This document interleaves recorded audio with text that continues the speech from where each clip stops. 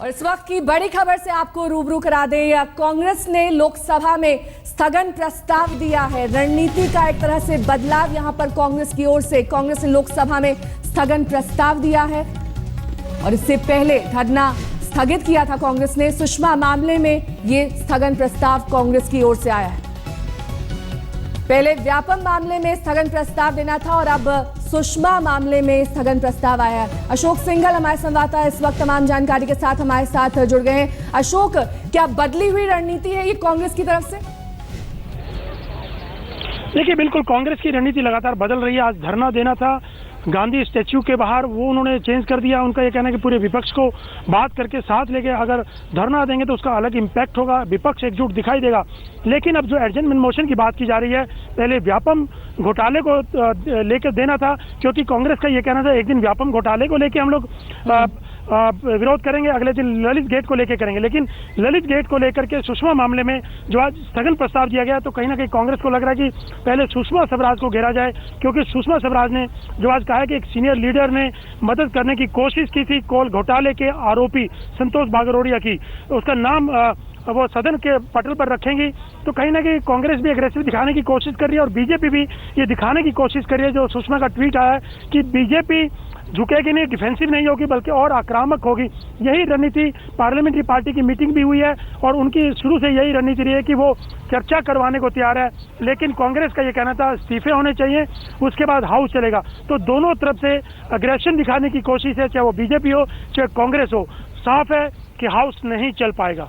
जी, यानी कि आक्रामक रणनीति दोनों ही पार्टियों की ओर से। लेकिन यहाँ पर सवाल ये है अशोक कि जिस तरह से ये धरना स्थगित कर दिया गया, ये कहकर कि और दूसरी पार्टियों का साथ नहीं मिल रहा, आखिरकार क्यों नहीं मिल रहा है साथ, जबकि विपक्षी पार्टियां भी वही मांग कर रही हैं जो कांग्रेस कर रही है? देखिए, कोशिश करेगी कांग्रेस, ये कहना है कि बाकी विपक्षी पार्टियों को इस पूरे मुद्दे पर साथ लाने की, क्योंकि लैंड एक्विजिशन बिल पे जिस ढंग से पूरा विपक्ष एकजुट दिखाई दिया था, संसद से राष्ट्रपति भवन तक मार्च किया गया था लैंड एक्विजिशन बिल को लेकर के, पूरा विपक्ष दिखाई दिया था। तो कांग्रेस का ये कहना है कि कहीं ना कहीं ये ना दिखाई दे कांग्रेस अकेले इस मुद्दे को लेकर के हाउस नहीं चलने दे रही है, तो लोगों में मैसेज ठीक नहीं जाएगा।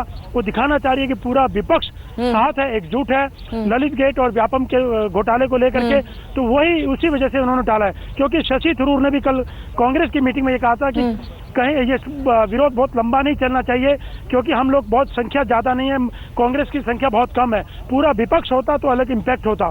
तो कांग्रेस ने यही एक कोशिश करने की रणनीति बनाई है कि पूरा विपक्ष से बात करके तब आगे बढ़ा जाए। बने रहिए हमारे साथ हमारे संवाददाता अशोक सिंघल लगातार बने हुए हैं। आपको पहले बता दें कि कांग्रेस ने स्थगन प्रस्ताव व्यापम घोटाले पे नहीं बल्कि ललित गेट मामले में पेश करने का फैसला किया है। अशोक, आपसे ये जानना चाहेंगे कि लगातार ट्वीट आ रहे हैं, एक के बाद एक प्रतिक्रियाएं आ रही हैं सुषमा स्वराज के ट्वीट पर, लेकिन आरोप सुषमा पर यह लग रहा है कि एक आरोप का जवाब वो दूसरे आरोप से नहीं दे सकती। बिल्कुल, हमारे साथ राजीव सरदेसाई हैं, इंडिया टुडे के कंसल्टिंग एडिटर, उनसे जानते हैं। राजीव, सवाल ये उठ रहा है कि सुषमा ने जो ट्वीट किया उसके बाद एक तो कांग्रेस की रणनीति चेंज हो गई है, धरना उन्होंने पोस्टपोन कर दिया है कि बाकी विपक्ष से बात करेंगे, और दूसरा ये कि उन्होंने जो एडजमेंट मोशन था पहले व्यापम घोटाले को लेकर दिया था, अब उन्होंने ललित गेट को लेकर के दिया है। तो ऐसी रणनीति में चेंज क्यों लगता? देखिए, मुझे लगता है जो पहली बात आपने अशोक की, उसमें कुछ तत्व है कि कांग्रेस अब जान रही है कि पूरा विपक्ष जो है वो उनकी रणनीति के साथ नहीं है, कि आप पार्लियामेंट को डिसरप्ट करेंगे, हाउस चलने नहीं देंगे, ये कांग्रेस चाहती है। लेकिन अन्य विपक्ष पार्टी, बीजू जनता दल, खास करके तृणमूल कांग्रेस भी कुछ हद तक, समाजवादी पार्टी नहीं चाहती कि पार्लियामेंट को आप डिसरप्ट करें, वो चाहती है बहस हो। सुषमा की ट्वीट तो अपनी जगह है, मुझे नहीं लगता उससे रणनीति बदली है।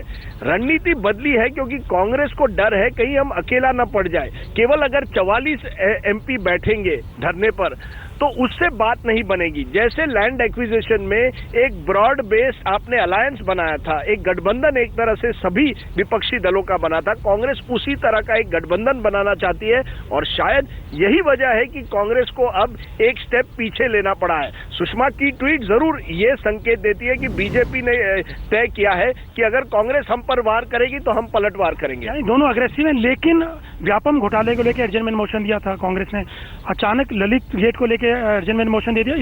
ये शिफ्ट क्यों है? नहीं, मुझे नहीं लगता इसमें कोई दोनों बातें कांग्रेस उठाएगी।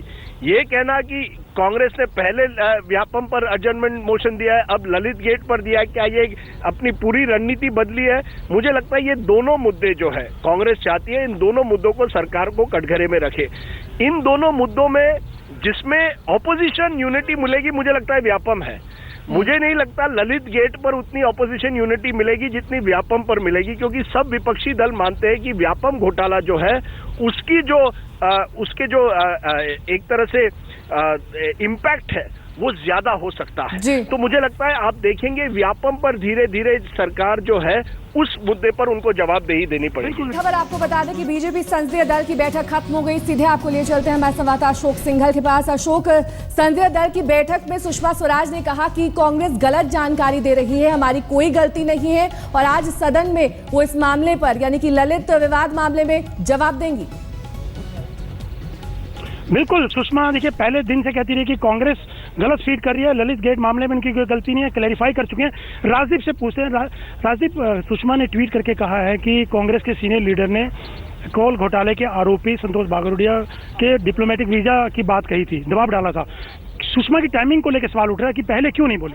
बिल्कुल, टाइमिंग से भी सवाल उठेगा और ये सवाल उठेगा कि क्या आप संतोष बागरोडिया जो मंत्री रहे हैं, जो सांसद रहे हैं, उनके बीच और ललित मोदी के बीच तुलना कर सकते हैं?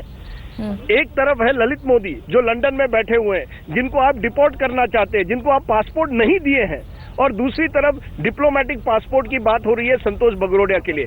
मुझे लगता है कि सुषमा स्वराज और बीजेपी की सोची समझी रणनीति है कि अगर कांग्रेस वार करेगी तो हम पलटवार करेंगे।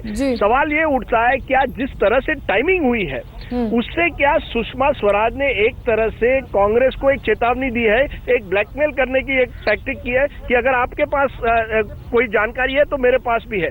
लेकिन इस तरह की जब पॉलिटिक्स आप करते हैं तो ये बड़ी रिस्की होती है और इससे आपको नुकसान भी पहुंच सकता है, क्योंकि अब कांग्रेस सोचेगी